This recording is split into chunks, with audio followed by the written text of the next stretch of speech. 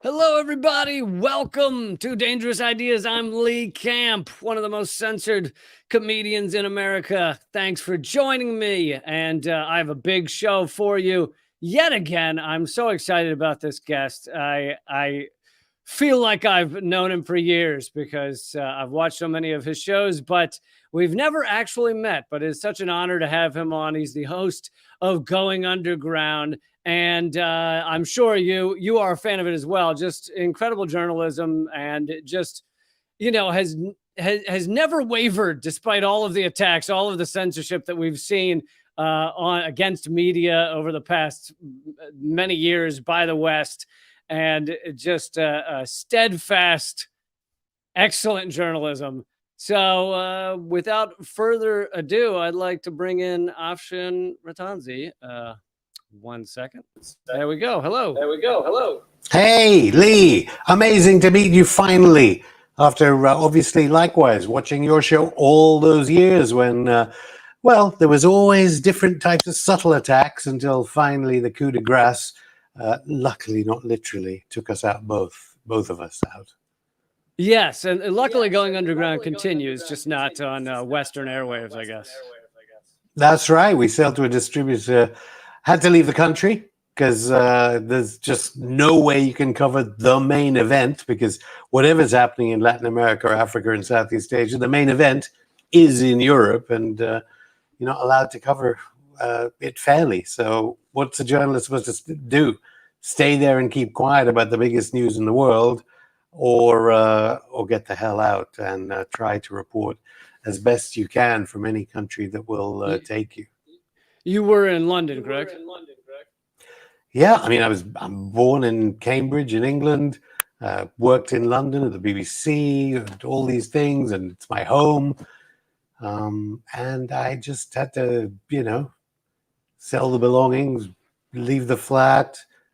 Some tabloid newspapers were already trying to case my flat, and the London Daily Mail was had broken into the stairway of my apartment block and so on. So just, it was like a matter of days or weeks, and we realized just get the hell out. So it was the safest thing to do.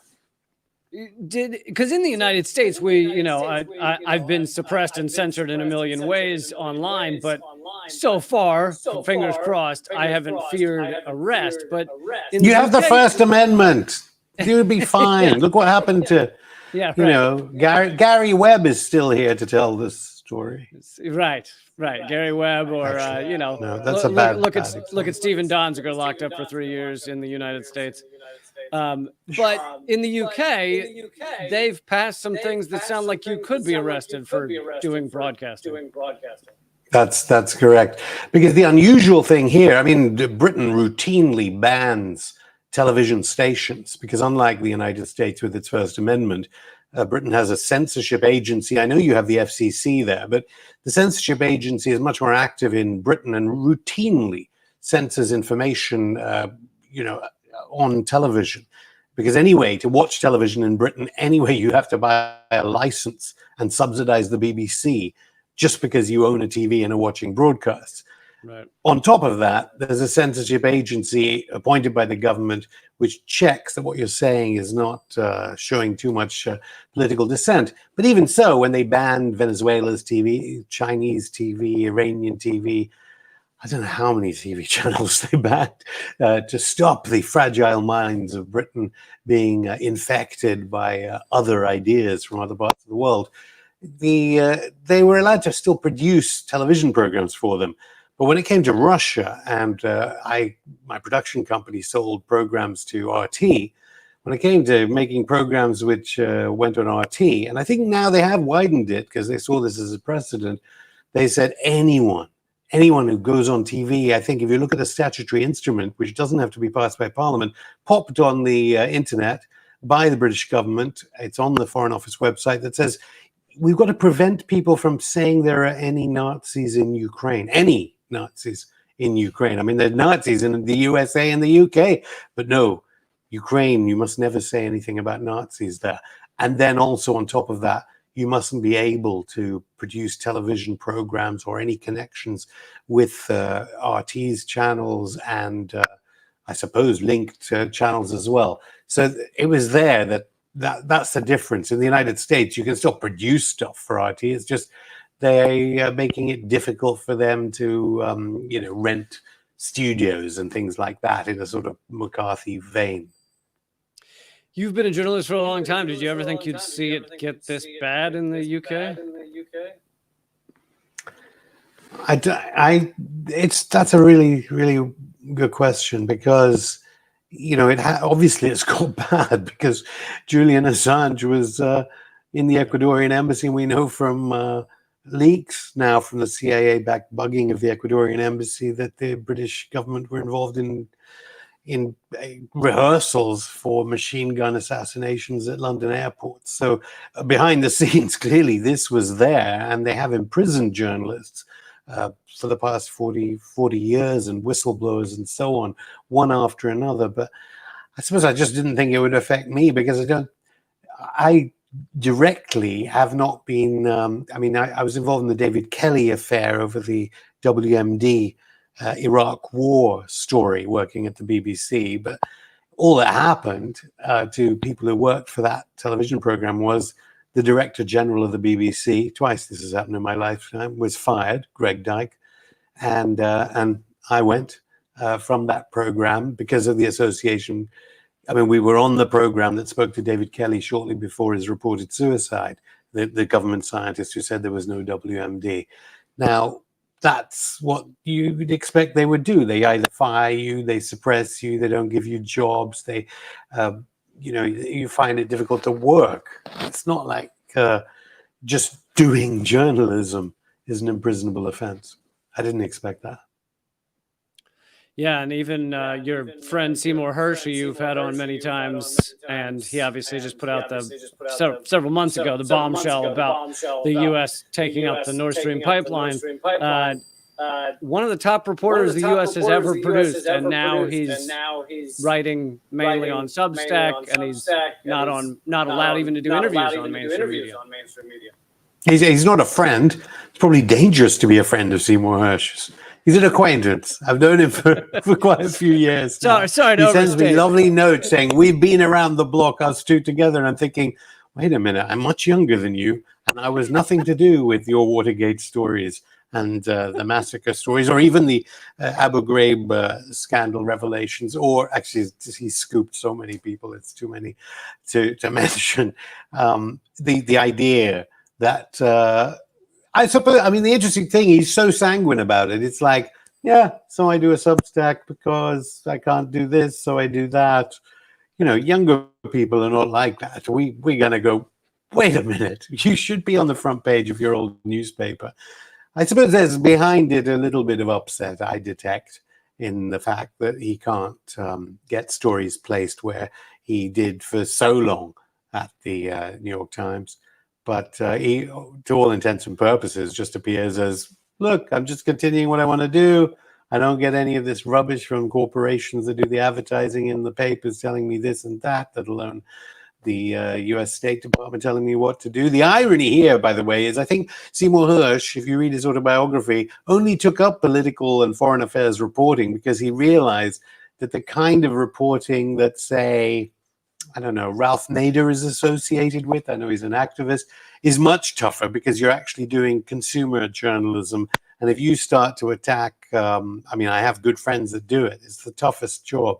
But if you start talking about, even food, if you're the grain in your bread is somehow amiss, or types of electronic hardware, or your vacuum cleaner, that's the dangerous stuff, because the corporations will knock you out because they're so powerful. That's why he got into foreign affairs reporting. And now, of course, ironically, foreign affairs reporting seems to be arguably the toughest type of journalism in the world, and toughest thing to satirize in the world. Well, thank you. I do my best. While I have you, talk a little about, you've done such great reporting on the proxy war in Ukraine. Where do you see it headed now? A lot of even U.S. government officials seem to be slowly giving the signals that they're ready for this thing to end. Well, of course, we don't know because, I mean, from the fact that Seymour, they're still denied, of course, the Biden administration, that the CIA blew up Europe's energy pipelines, which must have killed, if it's true, countless people in Europe during the winter because excess deaths were up in the winter, let alone how many people are going to die. This is just ordinary families, men, women, and children freezing to death because I know over there you have 41.4 million who can't survive today without federal aid to eat. But in Britain and the rest of Europe, there has to be masses of federal aid to be able to have people heating homes. And there's so much evidence now that after Nord Stream, that's got worse. So given that the Biden administration was able to do that, how can we definitely say, despite the signs that you imply that appear to be the case, how far they want to go, how existential to the Biden administration and to Joe Biden himself is this proxy war? So I think it's more difficult to predict. And of course, that's the scary thing for the global South, for Vladimir Putin, for Xi Jinping, and everyone else on Earth, and all of us, because we expect we're fighting a rational actor. And from the Biden administration, clearly everything they seem to do is to oddly diminish U.S. power, get Russia and China closer together, hurt Europe, their closest continent, with impoverishment, allow Latin America to, for the first time, show some freedom, and parts of Africa. Everything they're doing is against the U.S. interest. And then on the other hand, are they really that greedy for contracts previously signed as implied by all this Hunter Biden stuff that they would risk anything for a few more $1 billion? Boy, the way you're talking about how terrible he is for the U.S. empire, maybe I need to start voting for Biden. But, peace is breaking out. I'm speaking to you from Dubai. I have to thank Joe Biden, perhaps, that this is, I came out here and I was thinking, I've interviewed Assad of Syria during the war. That's a problem because Syria and the GCC countries do not get on. I arrive here 6 months later, presumably because Antony Blinken and his other West exec contractor people in the State Department have taken their eye off the ball. Peace breaks out between Syria and the Gulf Cooperation Council countries. And then Saudi Arabia and Iran, representing that Shia and Sunni split and schism of Islam, they make friends. And everywhere, peace seems to be breaking out. Joe Biden, he's the man, except Europe. And you've been covering, part connected to this is, of course, BRICS, the rise of BRICS. You've been covering that a lot. Talk about the importance of that, the importance of this rift in the global economies, but dollar is not going to be king soon. Yeah, but can we trust them? President Lula, he's been on our show just after he got out of jail. And there he was talking about Julian Assange, talking about how it was a U.S. coup, basically, that overthrew him, democratically elected president of Brazil. And now, a few months ago, he was smiling with Joe Biden. India just signed a 5-year weapons deal with the Pentagon. I wonder. I think China and Russia seem to show, and maybe that's the important alliance, and arguably Saudi Arabia, because the oil is priced in dollars. And if that changes, right, every BRICS country will have to follow. So Saudi is very important in the GCC countries here where I am. So, it's on, we mustn't forget that empires struggle to remain empires and can cause complete havoc. I mean, look at just the other day was Pakistan-India Independence Day, and partition of India followed or proceeded just as they were becoming independent. Pakistan and India, millions of people killed, wounded, or injured. Who knows what a dying empire like Washington's will do to prevent BRICS coming together? What sort of force, what sort of assassinations, what sort of proxy forces and proxy guerrilla forces? If the United States is able to support Al-Qaeda and ISIS and to overthrow Assad of Syria for strategic aims, to support the Mujahideen in Afghanistan, which would morph into what happened on 9/11, what are they going to do to stop BRICS? They don't care about blowback. It is a cornered tiger, and it's scary to think what they might do, putting us on the brink of nuclear war just to be one thing. But I don't want to keep you much longer. I know it's very late there, but it is really an honor to speak to you, and hopefully we can. When are you on TV again? Because When am I- RT, CGTN, every channel that is banned in Europe is out here in the Arab world, just on the So I gotta main move to channel. Dubai. So, well, clearly you should be working for Saudi Arabia TV. That's what you should be doing. What the irony? All that propaganda, and this is the free world. Yeah. It's gonna be scary to see what the United States does to countries that allow people like Lee Camp on television. Absolutely. Well, thanks again, and be well, and hope to talk soon. Thank you. All right. There is Afshan Atanzi. Such a pleasure to talk to him. I've been such a fan for so long, and I actually never interviewed him. So, yes, I know there was a bit of an echo on my mic, and I apologize for that, but I figured you would benefit from that wonderful interview even without even without being able to solve that problem. So, hope you enjoyed it. If you haven't, if you do not know of Going Underground, you should definitely check it out. It is on Rumble. It's on many places over the internets, but so definitely give it a look. And on that same topic that I was just talking to Afshan about, I wanted to show this article from David Swanson at World Beyond War. He does great writing over there. And he makes the point that why does turning against the war never include admitting who was right all along, which is such an excellent point. And he talks about how we're seeing more and more of the upper echelon of the United States government, but of the NATO governments, of some media sources as well, mainstream media sources as well, but just more and more people showing that or admitting that it's time to wrap this thing up, that the proxy war in Ukraine is not going to just go away. Ukraine's not going to defeat Russia. And obviously, it's just more and more people get killed.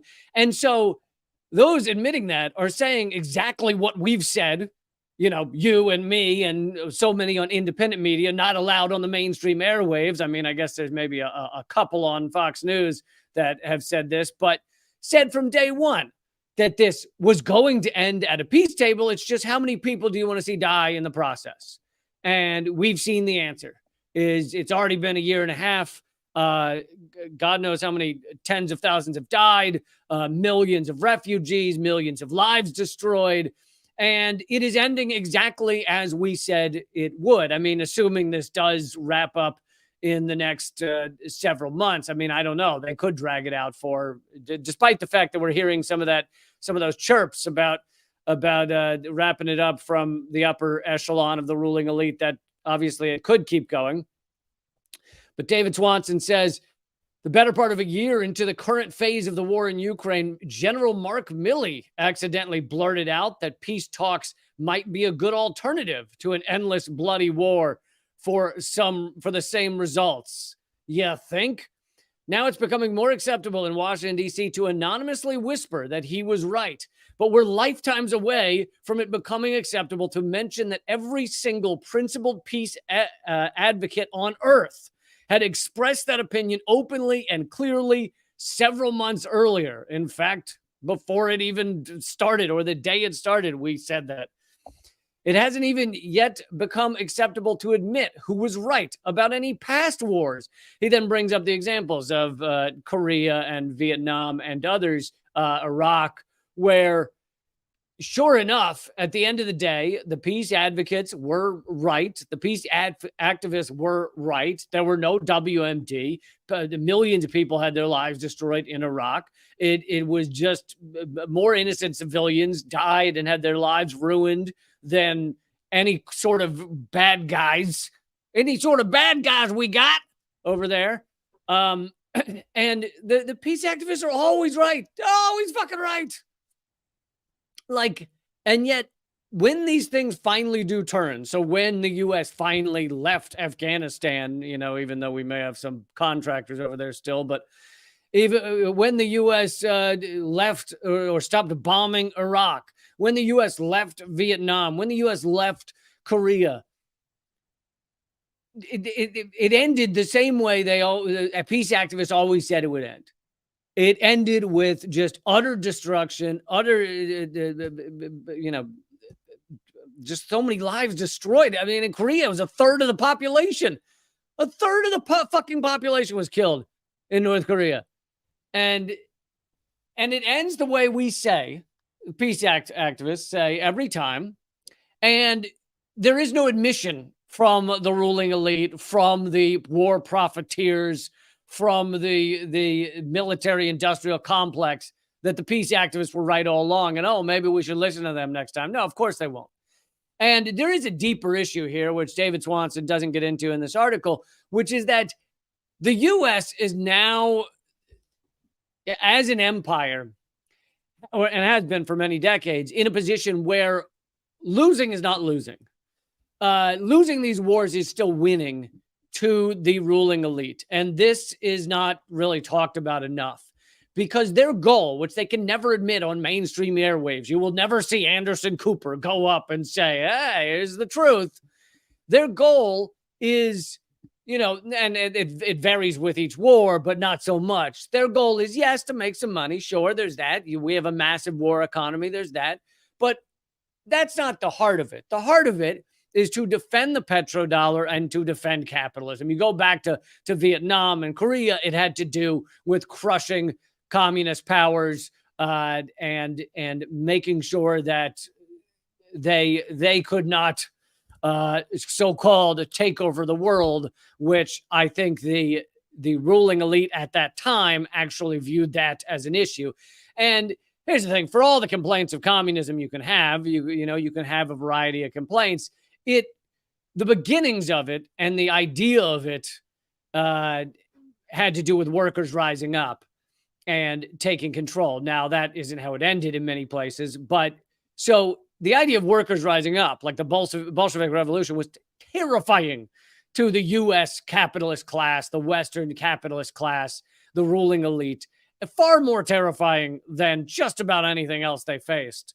And so their goal was to stop that. And now you come forward to today, and as I've mentioned many times, Iraq, the Syria, Libya, these all have to do with defending the petrodollar and making sure the petrodollar continues to be the world reserve currency, which allows the U.S. to print as much money as we want without losing most of the value of the dollar. So on the surface, the surface arguments for going into these countries and destroying these countries, so the surface arguments for destroying Libya were what? Gaddafi's crazy and he's a maniac and he hurts people. The surface arguments for going into Iraq were what?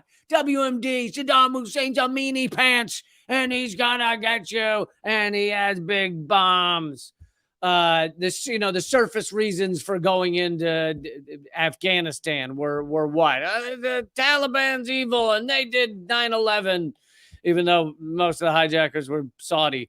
And of course, we helped create Al-Qaeda back in the 80s and funded Osama bin Laden. But those surface ideas, the U.S. always fails at these wars. These wars are all a catastrophe, The surface idea for Ukraine is to stop Russian aggression, right? It's no acknowledgement of the fact that Russia viewed Ukraine joining NATO as an existential threat and et cetera. You've heard all the other reasons. The ongoing war in Donbass. So many in Russia view the current proxy war in Ukraine as having started in 2014 with the Maidan coup and the 15,000 that were murdered since then in the Donbass region, Russian heritage, Russian culturally. So we have these surface reasons, and the U.S. never achieves any kind of victory in these wars. They just, I mean, not recently, but, and with the Ukraine's kind of unique because with the proxy war in Ukraine, even the underlying reasons the U.S. has failed at succeeding with this proxy war. There's been some successes in terms of it has put a lot of Europe back into a vassal state position underneath the United States. So that was part of the goal, blowing up the Nord Stream pipeline to stop energy cooperation between Europe and Russia. That obviously we did. And so I guess you could call that a success. I mean, that's the thing is if you have to put yourself in the shoes of a sociopath running an empire to come up with what would be viewed as success. Now, sure, they would love to have Russia flee with their tail between their legs and say, oh, Ukraine can join NATO and we're so sorry. But that's never going to happen. So this thing has to end at a peace table at some point. End at a peace table or end with Russia, just a full surrender to Russia, meaning Ukraine full surrender to Russia. Basically, those are the two ways that this could end. But the U.S. doesn't care about Ukrainian people. The U.S. government doesn't care how many die, how many lives are destroyed. But even now, there are some in the ruling elite, including Henry Kissinger, 100-year-old stinky sack of flesh, Henry Kissinger, saying that the U.S. needs to end this proxy war because it's actually harming the U.S. empire. Like Afshin just said in the interview there, that it's actually had the reverse effect that our ruling elite were going for in many ways. It has facilitated the movement of Russia towards China, their collaboration. For a little while, for a couple of days, it facilitated the collaboration between Pakistan and Russia, but then the U.S. did a soft coup in Pakistan and put Imran Khan in prison.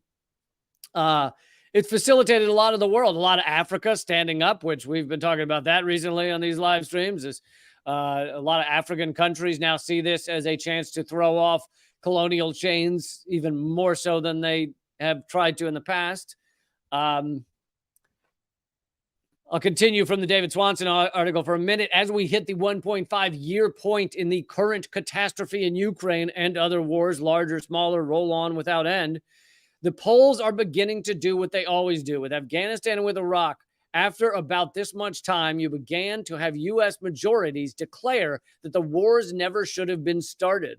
When the public turns against war, the corporate media begins searching for wise voices. These are the voices of people who've supported disastrous war after sadistic horror, after losing debacle for decades, but who made some comment about certain reservations, so therefore they're put on mainstream media. But the people who get wars right time after time after time do so not simply by being willing to say what the corporate communication systems forbids, but also by considering factors outside of it. The other factors often considered include the increased risk of nuclear apocalypse, the financial trade-offs, the impediments created to global cooperation on non-optional crises, the environmental destruction, the damage to politics and society at home, and of course, the possibilities for resolution without killing, with better results possible prior to more death and destruction and bitterness and the building up of propaganda by each side about the other. So as we head towards, hopefully, the end of this proxy war, as this article is saying, you're not going to see those Americans who supported it, and there's still a lot of Americans out there supporting this proxy war, supporting just sending a bunch of bombs to Nazis to see how it goes. You're not going to see them turn and say, oh, it turns out you were right. Turns out this could have ended at a peace table. You know, the deal that was almost signed, the peace terms that were almost signed at the very beginning of the Russian invasion, which the United States stopped. The United States ended those peace discussions. You'll probably end up with something similar to those, to what was going to be agreed on initially. But anyway, yeah, for some odd reason, whenever America does ultimately turn against a war, we're never told. Everybody doesn't turn around and go, "Oh, it turns out you were right. Turns out everything you said at the beginning of this thing has come true." All right, I have a pretty incredible story coming up next from Craig Murray about the possibility that the CIA, and it is just a possibility, there's no hard proof, but the possibility that the CIA or those connected to the CIA took out the Ecuadorian presidential candidate that was assassinated just a few days ago, Fernando Villavicencio. And again, it's not definite, but Craig Murray makes an interesting case, and I'm going to get to that. But real quick, please make sure to join up at leecamp.locals.com. That's really the only way I support this show. It's the only way I'm able to keep doing it. Please tell your friends, and please join me every day. I'd love for you to just be a regular. I'm here Monday, Tuesday, Thursday, Friday. We skip Wednesdays, but Monday, Tuesday, Thursday, Friday. I skip Wednesdays because it's hump days, and so therefore I need to do some humping. So that's what goes on Wednesdays, which I don't feel like you'd want the camera turned on for that. So yeah, Monday, Tuesday, Thursday, Friday, 3 p.m. Eastern, noon Pacific.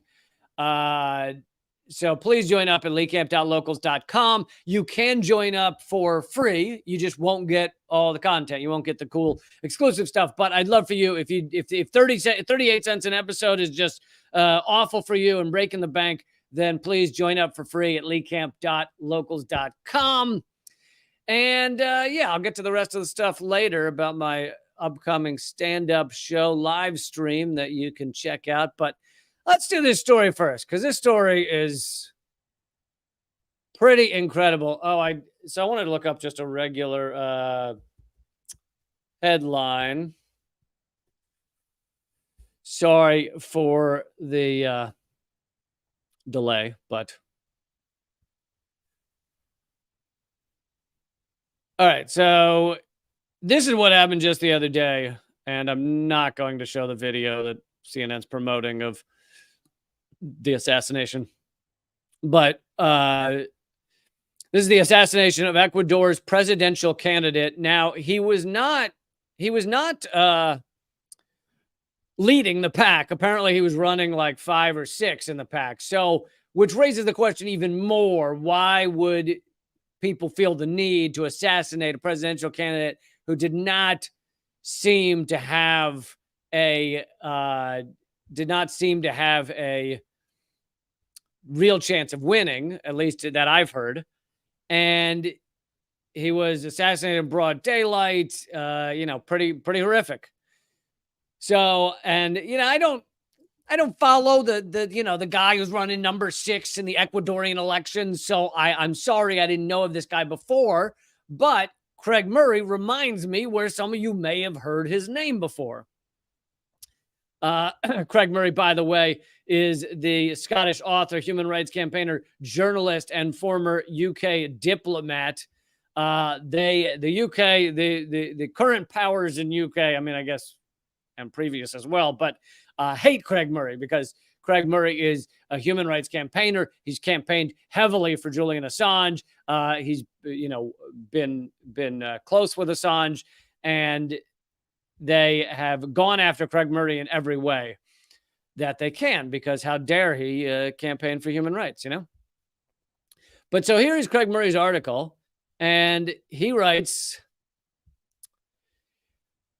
when a CIA asset becomes a CIA liability, Fernando Villavicencio, got to throw an extra V in there, who with the Guardian's Luke Harding and Dan Collins fabricated the notorious Guardian front page lie that Paul Manafort and Julian Assange held pro-Trump meetings in the Ecuadorian embassy, has been shot dead in Ecuador. I bet you didn't hear that in the U.S. mainstream media coverage of this assassination, that in many circles, this guy's claim to fame, or infamy, is that he helped manifest the Manafort meeting. He helped put out there the utter bullshit that Julian Assange was working with Donald Trump's campaign, Paul Manafort specifically, to give data to Trump or to release data on behalf of Trump or whatever it was. But, and of course, Manafort also a corrupt con man, as is Donald Trump, as is Joe Biden. But Joe Biden's not topping this story. Anyway, here's the Guardian article, which Craig Murray points out has never been retracted, despite the fact it is utter horseshit. And it was designed really just to continue to go after Julian Assange. If they could prove to people or get people to think that Assange was working with Donald Trump to put out this information, to try and sink Hillary Clinton, etc., then the people, many of the people who support Julian Assange and support his journalism and support his publishing could go, oh, he's working with Trump? Well, fuck that guy. It serves him right that he's locked up in the Ecuadorian embassy for 7 years. He worked with Trump. It was all a lie. But here's the Guardian article. For those of you listening to the podcast, this is a podcast, by the way, on Spotify. It's called The Lee Camp Show. Manafort held secret talks with Assange in Ecuadorian embassy. That's the Guardian headline. As Craig Murray writes, the appalling lie, which the Guardian's $700,000 a year editor refused to retract or remove, despite criticism even from the Washington Post, which named Villavicencio as the fabricator of that bullshit. The appalling lie was aimed to give support to Clinton's flagging Russiagate invention, which was crumbling fast, and also to facilitate the U.S. continuing to go after Julian Assange, persecute a journalist, a publisher who never got anything wrong and never published anything that was incorrect or false. And the article then shows a photo of Villavicencio standing with, like buddy, with the two liars from The Guardian, Luke Harding and Dan Collins.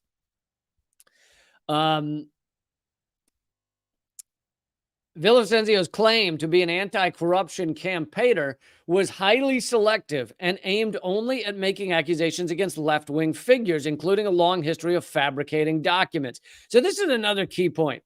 Many have talked about Villavicencio, who has been assassinated just a few days ago. They talked about him as an anti-corruption crusader. And you go, oh, okay, well, if he's anti-corruption, then maybe that's why he was killed. He was going after corrupt entities, and corrupt entities in Ecuador didn't like that, and so they took him out. Even though he, again, was very, very not likely to win the presidency. But as Craig Murray points out, he's apparently specifically anti-corruption of left-wingers. And that he fabricates a lot of it. So he's basically making up lies about left-wingers, or he did before he was killed, to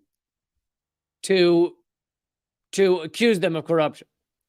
According to Craig Murray. Having been elected to the National Assembly in 2021, so that's after he facilitated the Manafort lie with The Guardian, he devoted all his energy to obstructing the impeachment for corruption of Ecuador's current president and fellow CIA asset and banker Guillermo Lasso. That seems rather strange for an anti-corruption campaigner. So Craig Murray, again, making the point, if this is an anti-corruption campaigner, then why is he trying to thwart the impeachment for corruption of Ecuador's current president? The result of Villavicencio's information on surveillance of Assange, so this is the other thing he did, not just the Guardian thing, but he also gave information on surveillance of Assange in the embassy, led directly to an attempt to blackmail Assange over intimate moment images. Villavicencio's role in that is, to say the least, murky. He wasn't present at the attempted shakedown. So he had something to do with this shakedown of Assange, trying to blackmail him with intimate images due to the surveillance he was, a victim of at the Ecuadorian embassy. Now, Craig Murray then continues, none of this justifies Villavicencio's awful death, but it does explain why you should not believe anything you're reading about in the mainstream media. CIA assets who forge documents or distribute CIA forged documents and spread corruption allegations against left-wing figures are most useful working in the shadows. if they become overambitious, draw attention to themselves, and run for president, as Villavicencio did, when the CIA already has its approved puppet in the race, meaning Lasso, I guess, it is very easy to move from CIA asset to CIA liability, which is very bad for your health. So Craig Murray has said, without saying it, that he believes there is a possibility that Villavicencio was assassinated by CIA or similar outfits, not because he is. Most of the CIA assassinations in the past have been leftist, that they wanted that the U.S. Shadow government wanted out of the way. They didn't, people like Allende and Lumumba. And so it seems counterintuitive to say they would take out a right winger who's helped to bring down, meaning perpetrate lies against Julian Assange, who's helped them and been an asset to them and was running for president, but was not likely to win. However, Craig Murray makes the argument that if you become overambitious and all of a sudden you're on stage at a bunch of events and you know a lot, it can become a problem, the way the CIA views it. So I found that article pretty crazy and seems to explain a lot, because you hear that someone was assassinated and you go, oh, assassinated Latin America politician, probably connection to CIA. But then you look at this guy and you go, wait, he's a right winger going after left wingers. Why would the CIA want to do that? And at the very least, this Craig Murray article at popularresistance.org gives a reason for why it could be possible. I'll leave it at that, because I also believe we shouldn't just assume these things are fact. Oh, yeah, definitely, that's what happened. But Craig Murray puts out a strong reason for why that could have happened. All right, moving on, I am going to get to why 2023, which, hold on, let me check my watch, is this year. So yes, this year, why this year could be a turning point for Palestine in global politics. An interesting argument that there's a major shift happening right now, and in favor of, could be a very, very favorable shift for Palestine. And I want to get to that one. I'm also going to get to at least one other article. Anyway, one other news story. All of that's coming up, but the rest of it is at rumble.com/Lee Camp. Although, let me say this. I have my first live Zoom comedy show ever, except for a bit I did with for a Green Party fundraiser, but that wasn't my own. That wasn't my own thing I'm putting together. This is the first ever live comedy show for the world. You can watch anywhere in the world. It's September 2nd and 13th. It's called Not Enough Friends to Bury a Body. And obviously I get into all the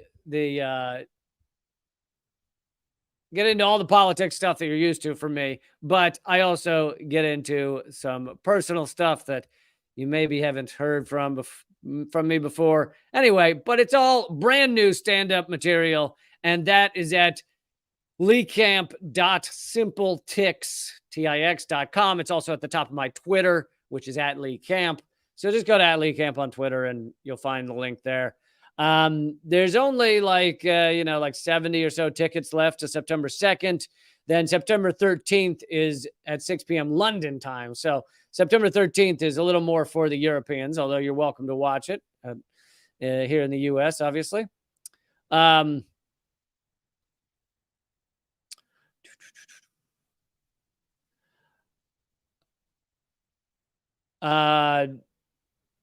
But yes, so anyway, check it out.